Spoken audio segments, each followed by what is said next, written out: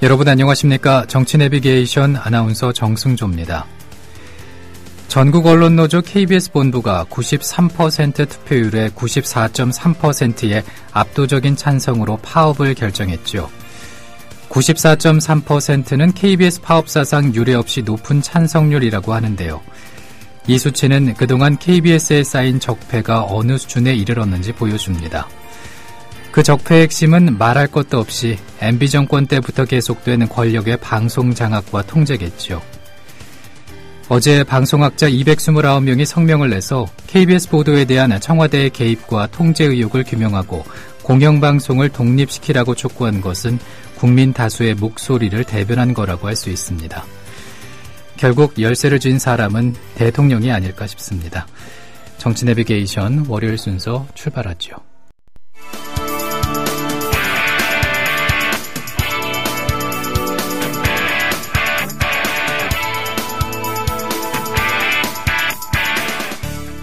현장성과 깊이가 다른 정치 해설. 지금 여러분께서는 정치 내비게이션을 듣고 계십니다. 진행의 정승조 아나운서입니다.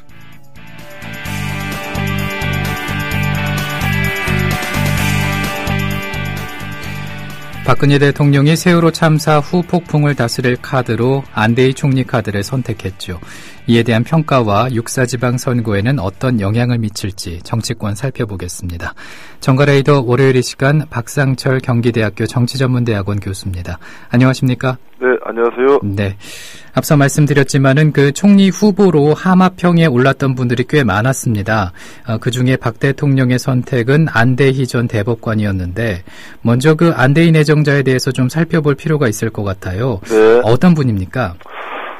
일단 그 안대희 내정자는 그 참여정부 출범할 때 그 소위 말해서 그 한나라당 그 차떼기 정치권의 어떤 그 정치권과의 어떤 정경유착을 발본색을 했다는 그때 진두지휘했던 그 검사로서 굉장히 그 많은 국민들의 신뢰를 얻었고요. 예. 그래서 뭐 그 뜻 때문에 이제 대법관도 지냈고요. 그러면서도 동시에 박근혜 현 대통령이 그 새누리당을 창당할 때 어떤 창당 공신으로서도 정치권에 등장했던 뭐 상당히 국민들에게 이제 오랫동안 좀 해자된 인물로 볼 수가 있겠죠. 안대희 국무총리 내정자에 대한 그 대통령 지명에 대해서는 교수님께서는 어떻게 생각하십니까? 뭐 안대희 내정자가 정해지기 전까지 그 국무총리감으로서는 여러 가지 유형이 이야기됐었어요. 예. 일단은 그 실무형이 아니라 어떤 정무적인 그 유형이 괜찮겠다는 이야기도 있었고, 또 뭐 호남이라든가 특히 야당과의 대화가 가능한 화합형 국무총리를 이야기했었는데요. 담화문에서는 이거보다는 역시 그 정부 조직, 관료 시스템을 개혁해야 되겠다. 예. 개혁의 의지가 강한 사람을 이야기를 했었고, 그 적임자로 이제 안대희 국무총리를 내정했는데요. 일단 그 컨셉은 그 대통령이 잘 잡는 것 같습니다만은 과연 그에 걸맞는 그 국무총리감으로서 안대희 국무총리는 가장 그 적합했는가에 대해서는 청문회를 거치면서 국민들에게 아마 선을 좀 보일 것 같습니다. 네. 안 내정자는 그런 얘기를 하지 않았습니까? 대통령께 직언을 마다하지 않겠다라고 말이죠. 대통령 통치 스타일에 개혁의 칼을 휘두를 수 있을지도 궁금한 사항인데요. 어떻게 보십니까? 그 존재감 있는 총리가 될 수가 있을까요? 글쎄요. 저는 이제 안대희 내정자에 대해서는 뭐 기대도 하지만 약간 우려도 하고 있는 면이 없지 않아 있어요. 예. 직언을 한다는 것은 뭐 자기 스타일로서 그 업무를 보는 것, 그 누구든지 다 할 수 있고 특히 안대희 내정자 잘할 것 같아요. 그러나 자리가 이제 이 국무총리 아닙니까? 그것도 뭐 실무형, 의전형이 아니라 정말 책임 총리답게 청와대의 권력에 있어서도 맞서고 또 정치적 감각도 갖춘 차원에서의 국민과의 그 대화를 나눌 수 있는 그런 책임 있는 개혁 정치를 할 수 있을까라는 부분에서는 상당히 좀 우려가 되는 면이 있고요. 특히 안대희 내정자의 이미지는 굉장히 이제 좋지만 지금 박근혜 대통령과 청와대 시스템은 인사권을 아주 일체화되게끔 활용을 하고 있기 때문에 과연 그 인사 문제에 있어서도 독립된 권한을 가질 수 있을지 뭐 이런 건 상당히 좀 우려가 되는 면도 많습니다. 그런 우려가 되는 면이 있는데도 이제 안 내정자가 총리 후보자로 지명이 됐는데, 근데 그 안대희 총리 내정자는 지난 대선 새누리당 정치쇄신 특별위원장을 맡지 않았습니까? 이 박 대통령의 당선에 기여를 했는데 그 박 대통령과 정치적 갈등도 있었던 것으로 보입니다. 그 사실상 결별에 가깝게 멀어진 사이다 이런 얘기가 들립니다. 그런데 그 자신과 이렇게 결별에 가까운 사이였던 안 후보자를 선택한 과정에서 박 대통령의 인사 스타일이 바뀐 게 아닌가 뭐 이런 얘기도 들리거든요. 글쎄요, 그것은 뭐 생각이 나름이겠습니다만은 저는 오히려 뭐 그런 입장에 동의하기보다는 박근혜 대통령의 인사폭이 역시 넓지는 않다고 저는 보거든요. 지금 안대희 내정자하고 박근혜 대통령의 갈등은 그 당시 갈등은 정치적으로 서로 그 어떤 스타일이 맞지 않다는 것이지 하나의 쟁점과 어떤 갈등의 그 관계는 아니었었거든요. 예. 그래서 이제 박근혜 그 당시 후보가 안대희 그 현재 내정자를 이제 중용을 끝까지 하지 않았다. 라는 것일 뿐이지 이것이 뭐 서로 간에 소신이 충돌하는 건 아니라고 보고요. 역시 이제 안대희 내정자는 박근혜 대통령이 그 대통령이 되기까지에 많은 그 저 도움을 준 그 박근혜 대통령의 사람이다라는 그 범주에서는 벗어나지 못할 것 같습니다. 아, 그렇군요. 이런 평가도 있습니다. 세월호 참사로 악화된 민심을 추스르기 위한 고육지책이다. 이건 어떻게 생각하십니까?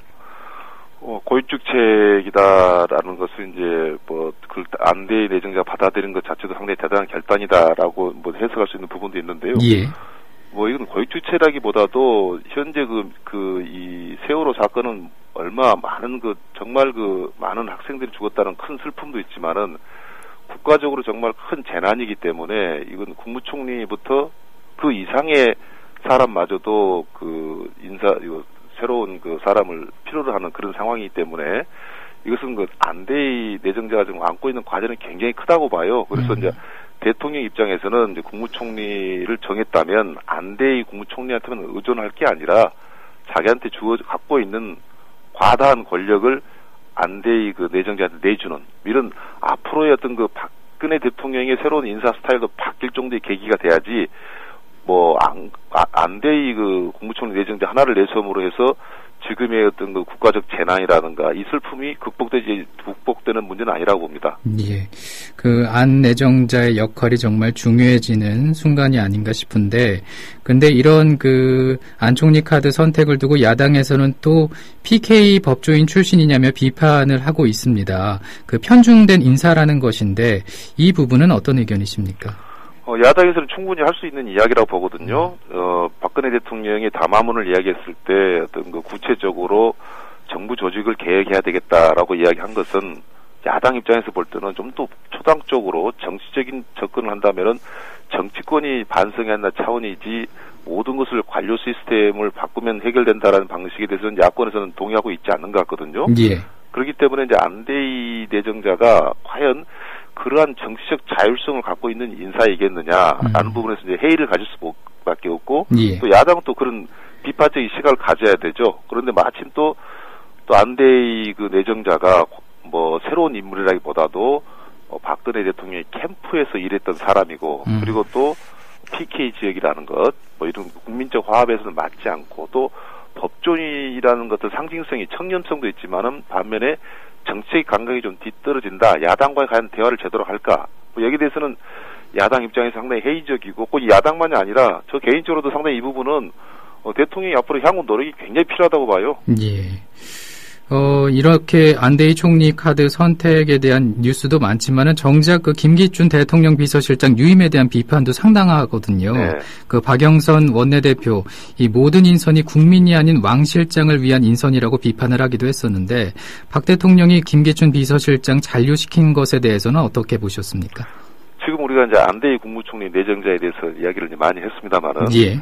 안대희 국무총리의 어떤 인물 댐댐이가 많은 국민들이 계획을 할 수 있겠구나라고 기대를 할 수 있다 해도 결국 과연 청와대에 있는 현재 시스템을 이겨낼 수 있을까? 그 중에서도 비서실장, 김기춘 비서실장 같은 경우는 비서실장이 이렇게 권한이 법적으로 크게 센 건 아니지만은 실질적으로 보면은 지금 비서실장이 인사위원장을 겸직하고 있거든요. 예. 이것은 뭐냐면 박근혜 대통령의 국정 운영 스타일 모든 것을 스케치하고 밑그림을 그리고 있다는 거예요. 그래서 뭔가 새로운 변화를 준다면은 김기춘 실장이 뭐 잘못했다 안 했다를 떠나서 그런 청와대의 힘을 좀 바꿔놔야 되는데 과연 그걸 그대로 유지하고 안대희 국무총리가 그걸 계획해낼 수 있겠느냐. 그랬을 때 역시 가장 큰 장벽이 김기춘 비서실장인데 아마 이번에 김기춘 비서실장까지 그 경질 대상을 넣었다면 여기에 대한 반응은 좀 더 낫지 않았냐는 생각이 들어요. 어찌 보면 당연한 결과다 이렇게 말씀하시는 거죠. 네, 예. 예. 안대희 총리 내정자 근데 이제 총리직을 받아들인 상황에서 왜 총리직을 받아들였을까도 궁금해지거든요. 왜냐하면은 그 세월호 참사로 인해 매우 어려운 시기이기도 한데 본인한테 힘들 수도 있고요.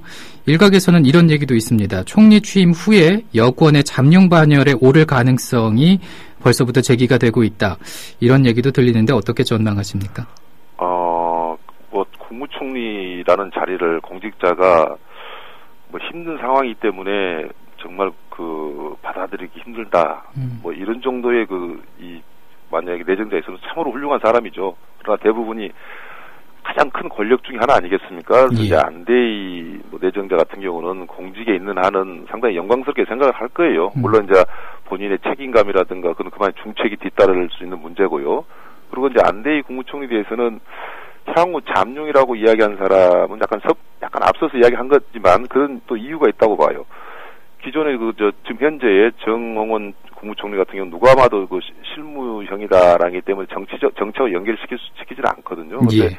안대희 내정자 같은 경우는 아까 이야기했던 한나라당 차떼기를 해결했던 그 검사부터 출발해가지고 이미지가 사실 국민들이 원하는 이미지 중에 하나거든요. 그래서 이제 안대희 내정자도 향후 뭐 대권 주자로서 떠오를 수 있는 가능성이 있다. 특히 국무총리가 됐기 때문에. 그러나 그럼에도 불구하고 그런 과정까지 간다는 것은 그렇게 쉽게 우리가 지금 예단할 수 있는 문제는 아니라고 봅니다. 이제 그 안대희 국무총리 내정자 국회 청문회 앞두고 있는데 쟁점은 무엇이 있을까요? 그동안에 지금 국무총리가 계속 이제 그 법조인 출신으로 하고 있는 것에 대해서도 이제 많은 사람이 이야기를 하지만, 예. 어쩌면 그게 이제 그 인사청문을 앞두고 법조인 출신이 아무래도 부담이 덜 가고, 뭐 그런 면에서 이제 법조인 출신 선호한 것이 있습니다. 근데 그럼에도 불구하고 법조인 출신이기 때문에 인사청문회에서 쟁점에 걸리는 부분이 있거든요. 예. 즉, 변호사 수임료가 너무 많다는 거예요.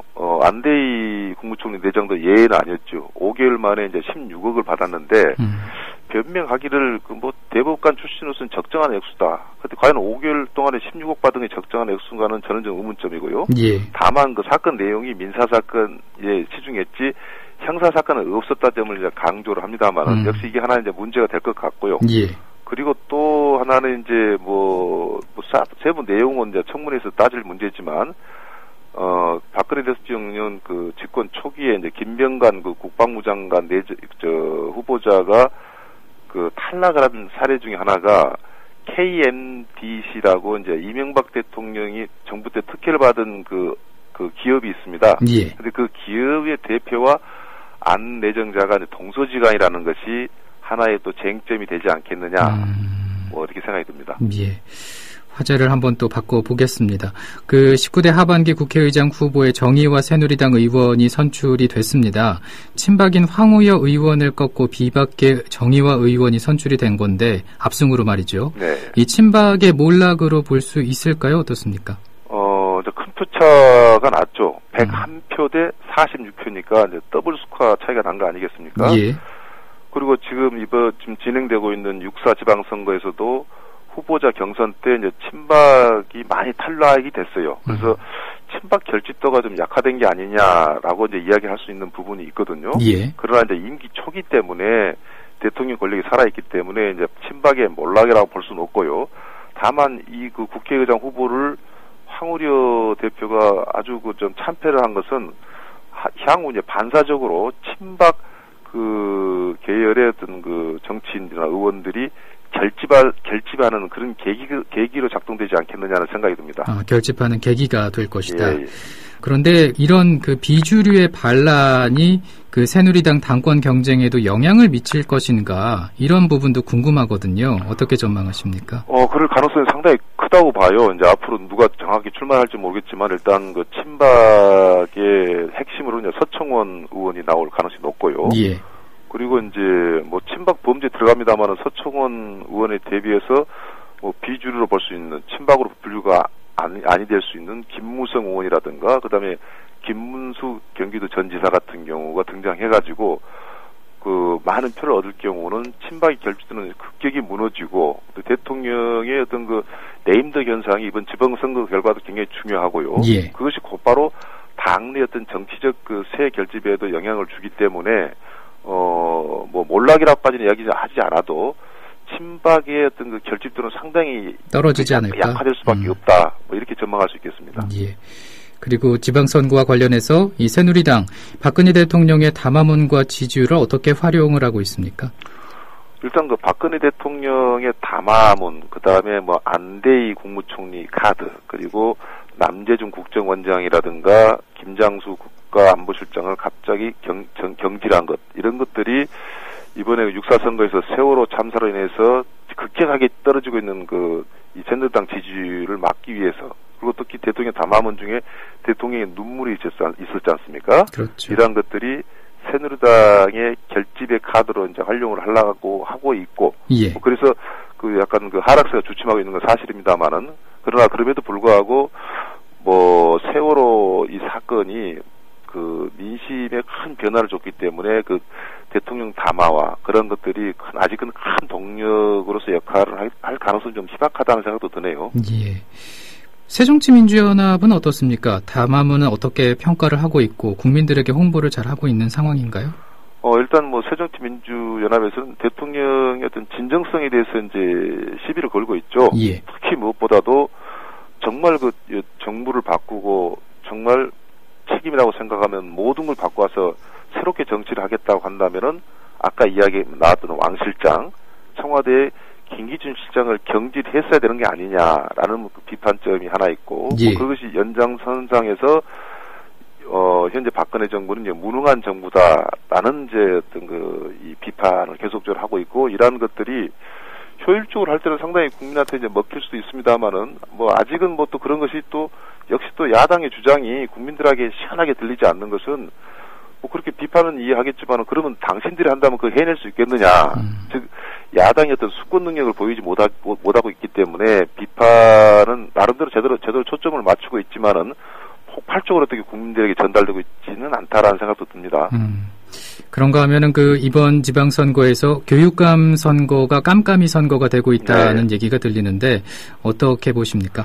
진짜 깜깜이 선거죠. 그래서 그러다 보니까 대중적인 인지도가 높은 사람이 지지가 높은 여론조사가 나왔는데, 이게 뭐 당선과에 직결될 수 있는지 두고 봐야 되겠습니다만은, 교육감 선거라는 것을 일단 정당 공천을 하지 않고 있잖아요. 예. 뭐 그것은 교육만큼은 정치권이 끼어들어서는 안 된다라고 이야기를 했는데, 이번 선거를 보니까 오히려 정당 선거보다 더 치열한 이념 논쟁을 하고 있어요. 예를 들어서 서울시 교육감 후보로 나온 사람들은 지나치게 표를 얻기 위해서 정교조에 대해서 뭐 빨갱이다 뭐 이런 식으로 척결을 해버리겠다, 이런 식의 교육감 선거를 하다 보니까 이게 뭔가 새롭게 장치를 하지 않으면은 이 교육감 선거가 정치적 판이 되겠구나라는 굉장히 아쉬움이 있고, 예. 그래서 저도 뭐 이 깜깜이 선거가 될 수밖에 없는 것, 그렇다고 해서 정당 공천을 할 수 없는 문제지 않습니까? 그래서 지방선거와 같이 하고 있는 이 교육감 선거 제도는 우리가 좀 더 재고해봐야겠다는 생각도 듭니다. 예.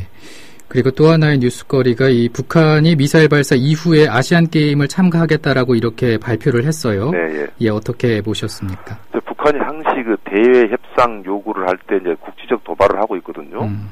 항시 그런 것들이 뭐 제대로 활용을 했지만 이번 같은 경우는 먹혀들지 않죠. 그러다 보니까 핵실험이 또 나올 거다라고 이야기도 합니다. 그러면서 동시에 이제 그 아시안 게임에 참여하겠다라는 것은 이제 국제사회의 일원으로서도 이제 등장하겠다는 의지도 있지만은, 우리에게 이제 어떤 유화 제스처도 동시에 카드를 좀 보내고 있는 거거든요. 예. 그렇기 때문에 우리 정부 입장에서는 북한보다 더 다양하게 카드를 마련하고 전략을 좀 수립할 수 있는 필요가 있다라는 생각이 듭니다. 예. 오늘은 여기까지 듣습니다. 고맙습니다. 네. 지금까지 박상철 경기대 정치전문대학원 교수였습니다.